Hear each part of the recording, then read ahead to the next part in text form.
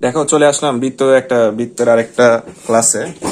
তো এখানে দেখো বলছে যে এই একটা বৃত্তের 1,1 বিন্দুগামী ব্যাসের দৈর্ঘ্য কত, ঠিক আছে?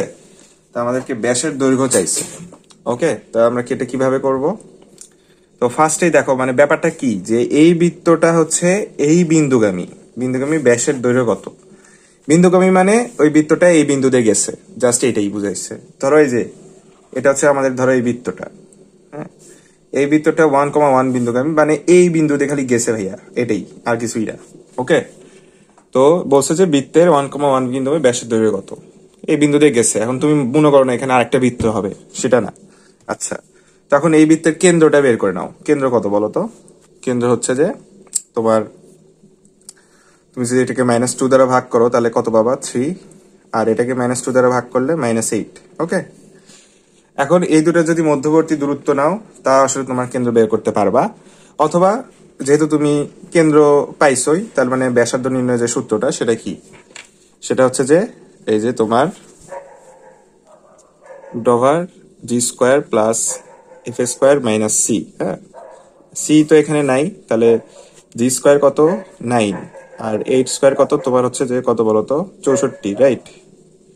64, তাহলে এটা হচ্ছে তোমার √73 ব্যাসার্ধ। এটা হচ্ছে ব্যাসার্ধ বের করলাম, আমাদেরকে ব্যাসের দৈর্ঘ্য বের করতে বলছে। তাহলে এটার সাথে 2 রুট করলেই তো হচ্ছে, আর এটা 2 গুণ দিলেই তো তোমার হচ্ছে যে, তাহলে এটা হচ্ছে ধরো ব্যাসার্ধ হচ্ছে, তাই না? তো 2√73, answer A is the correct answer. দেখো এই কোশ্চেনটাতে কি বলছে, যে এই বৃত্তের হচ্ছে মূল বিন্দুগামী ব্যাসার্ধের দৈর্ঘ্য বের করতে বলছে। ওকে, তো ব্যাপারটা হচ্ছে কি, এটা ধরো বৃত্ত মূল বিন্দুগামী মানে অর্থাৎ এই বৃত্তটা এই বিন্দু দিয়ে গেছে, বুঝছো? এটা ভেবো না যে এটা নিয়ে আরেকটা বৃত্ত হয়েছে, এটা কিন্তু আমার একটু কনফিউশন হয়। এই জন্য আমি এই যে তোমাদেরকে এই কোশ্চেনটা তো দেখাইছি তখন, আগে প্রিভিয়াস ইয়ার কোশ্চেনটা, এই বিন্দুগামী 1,1 বিন্দুগামী, এটা হচ্ছে মূল বিন্দুগামী, 0 0 দিয়ে গেছে। তো এটার ব্যাসার্ধ বের করতে বলছে, তো এটা কেন্দ্র বের করো। তো -6 কে -2 দ্বারা ভাগ করলে কত হয় বলো? 3। আর 16 কে -2 দ্বারা ভাগ করলে কত হয়? -8। ওকে, তো এখন ব্যাসার্ধ নির্ণয়ের সূত্রটা g² plus f² minus c। তাহলে g² মান কত? 9। আর এটা হচ্ছে তোমার 64, ঠিক আছে? g² 64। আচ্ছা, হ্যাঁ ঠিকই আছে। তার মানে এটা আছে √73। তো √73 কি আছে? তাহলে অ্যান্সার কোনোটি নয়, তাই না? অ্যান্সার তাহলে কোনোটি নয়। আচ্ছা, দেখো এই কোশ্চেনে কি বলছে, যে এটা ধরো একটা বৃত্তের কেন্দ্রের স্থানাঙ্ক দেওয়া আছে। কেন্দ্রের স্থানাঙ্ক দেওয়া আছে, ব্যাসের এক প্রান্ত বিন্দু 7.3 দেওয়া আছে, বিন্দুতে হলে অপর প্রান্তের স্থানাঙ্ক কত। অর্থাৎ দেখো ব্যাপারটা দেখো, যে তোমার এখানে কেন্দ্র দেওয়া আছে 3,5, হ্যাঁ, আর ব্যাসের এক প্রান্ত বিন্দু, ধরো ব্যাস এটার এক প্রান্ত বিন্দু দেওয়া আছে ধরো 7,3। ওকে, 7,3। তাহলে বলছে যে ব্যাসের অপর বিন্দুর এটার স্থানাঙ্ক কত। তো এটা আমরা কম কম বেশি বেশি দ্বারা করতে পারি। সরলরেখা চ্যাপ্টারে আমরা যারা পড়ছি তারা দেখছি যে কম কম বেশি বেশি। দেখো এটা তো মধ্যবিন্দুর সূত্র দিয়ে করা যায়। মধ্যবিন্দুর সূত্রটা এরকম যে x1 plus x2 divide by 2, এইভাবে তুমি করতে পারবা। ওয়াই এর ক্ষেত্রেও same, y1 plus y2 divide by 2, but ওইভাবে কিন্তু সময় লাগবে। বাট এই সহজে করা যায়। দেখো 7 থেকে 3 কত কমছে? 4 কমছে না? তো 3 থেকে এখানে গেলে আরো 4 কমাবে, আরো 4 কমলে কত হবে? -1। হ্যাঁ, এটাই হচ্ছে কম কম বেশি বেশি, ঠিক আছে? তারপর দেখো 3 থেকে 5 কোটি কত বাড়ছে? 2 বাড়ছে, তাহলে 5 থেকে 7। হ্যাঁ, তো তো এটাই হচ্ছে আমাদের কারেক্ট আছে, -1,7। দেখো বৃত্তের এই প্রবলেমটা, এই বৃত্তের হচ্ছে যে তোমার হচ্ছে -2,3 বিন্দুগামী ব্যাসের সমীকরণ নির্ণয় করতে বলছে। অর্থাৎ লেটস সে এটা একটা বৃত্ত আছে, এই বৃত্তটা এই বিন্দু দিয়ে গেছে, -2,3 বিন্দুগামী।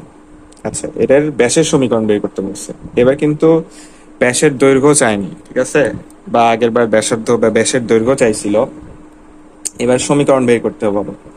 আচ্ছা, তো তুমি এখান থেকে কেন্দ্রটা বের করে নাও তো। -2 দ্বারা যদি ভাগ দাও তাহলে কত হয় বলো? -2 দ্বারা ভাগ দিলে এটা থাকে হচ্ছে তোমার 1, আর এটা থাকে হচ্ছে তোমার -2। ওকে, এখন তুমি দুইটা বিন্দু জানো, তো দুই বিন্দুগামী সরলরেখার সমীকরণ দিয়ে করলেই তো এটা সমীকরণ বের হয়ে যায়। হ্যাঁ, তাহলে সেটা কিভাবে দেখাই? তার মানে সেটা সূত্র কি? x - x1 divide by x1 - x2 is equal to y - y1 divide by y1 - y2, এই তো। তো তাহলে আমরা আসো বিন্দুগুলো বসাই দেই। দেখো তো এখানে x1 কত? x মাইনাস তোমার 1, x1 হচ্ছে 1, আর x2 কত? -2, অর্থাৎ সরি +2। ওকে, ওয়াই মাইনাস ওয়ান কত, ওয়াই হচ্ছে -2, -2 মানে +2, -2, ওয়াই টু কত, ওয়াই টু হচ্ছে -3 সম্ভবত, তাই তো? হ্যাঁ ঠিকই আছে। ওকে, তো এখন এটা যেটা হিসাব করে যেটা হবে সেটাই হচ্ছে আমাদের অ্যান্সার। ওকে, তো এইভাবে এটা তাহলে হিসাব করতেই পারবা তুমি। হ্যাঁ, এটা 3 এর পাশে দাও, তাহলে কি 3y+6। হ্যাঁ, আর এই পাশে কি থাকে দেখো তো, -5x+1। এখন ক্যালকুলেশন করলে যেটা হবে সম্ভবত এই যে এটা দেখা যাচ্ছে, এটা হবে অ্যান্সার। এখন এটার ভাই আরেকটা শর্টকাট আছে। তুমি যদি এত ভেজাল করতে না চাও, তোমার তো অনেক টাইম লাগবে তাই না? তো তুমি একটা কাজ করবা, তুমি এই -2,3 বিন্দুতে তো যাবে এই সরলরেখাটা, তাহলে এই -2,3 বিন্দুতে যে কোনো সরলরেখা সিদ্ধ হবে, তো তুমি সিদ্ধ করবা। চলো আমরা এটা সিদ্ধ করে দেখি, তুমি এক এক করে সিদ্ধ করতে আসবে, তাহলে তোমার সময় কম লাগতে পারে। তো এটা তুমি -2 দ্বারা সিদ্ধ করো, -2 যদি এখানে বসাও তাহলে -10, 3 যদি বসাও এখানে তাহলে হচ্ছে 9 আর +1, তো 10 -10 -0, তাহলে এটা হচ্ছে আমাদের অ্যান্সার, তাই না? এইভাবে করা যায়। অথবা তুমি আরেকটা কাজ করতে পারো, তুমি ঢাল বের করতে পারো। হ্যাঁ, তুমি ঢাল বের করতে পারো। তো তুমি ব্যাসের একটা প্রান্তবিন্দু জানো, তুমি হচ্ছে যে এই কেন্দ্রটা বের করছো, তো এটা ঢাল কত বলো তো? এটা ঢাল হচ্ছে যে ওটা ওটা হাঁটা, তাই না? ঢাল কত? ঢাল হচ্ছে তাহলে 3 থেকে y2 - y1, 5, আর x2 - x1, তার মানে হচ্ছে যে -3। এটার ঢাল হচ্ছে -5/3। এখন তুমি দেখো তো এটার ঢালও হচ্ছে -5/3 আসে কিনা, এক্স এর সহগ ডিভাইডেড বাই ওয়াই এর সহগ, সামনে একটা মাইনাস, তাই না? তাহলে আমাদের ম্যাথটা কিন্তু এভাবে এভাবে করা যায়। ঠিক আছে, মানে যত শর্টকাটে করা যায়।